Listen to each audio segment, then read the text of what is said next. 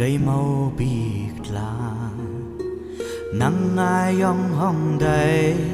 đầy đốt bê cây bịt là này yong màu trắng yong thâu sơ nắn hai tia yong roa màu gió yong màu máu khắp đây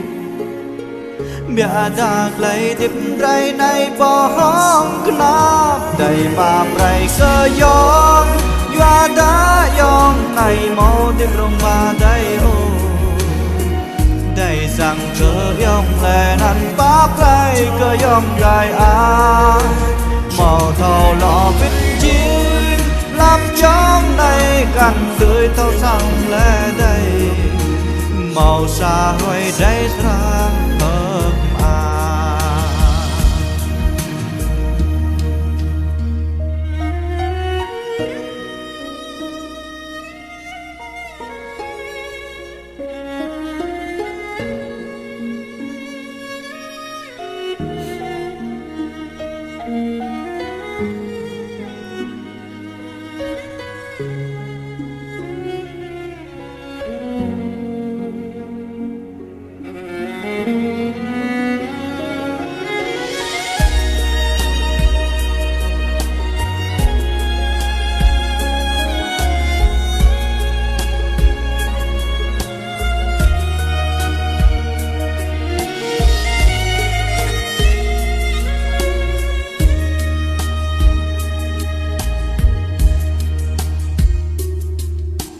nắng ai yong hong đầy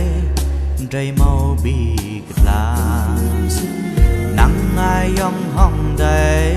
đầy đốt bê cây bịt là này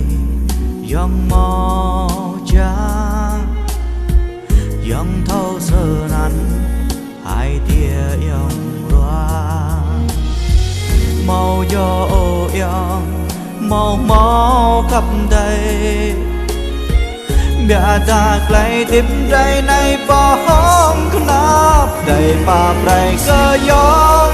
doa đá yong này màu tiếp rong ba đây ô đầy rằng cơ yong lệ năn bác rây cơ yong đầy á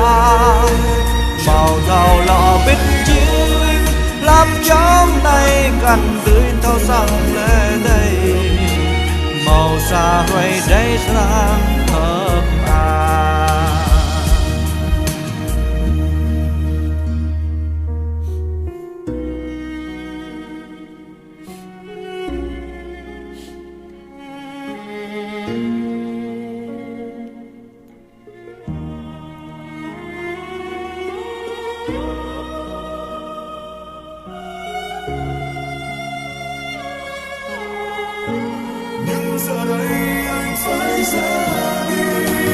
đầy bà rây cơ yong doa đá yong ngày màu tim rong ba đây ô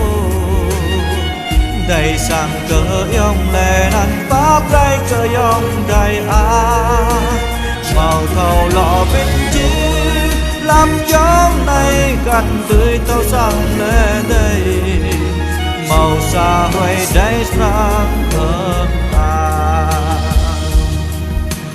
xa rồi đây đây sang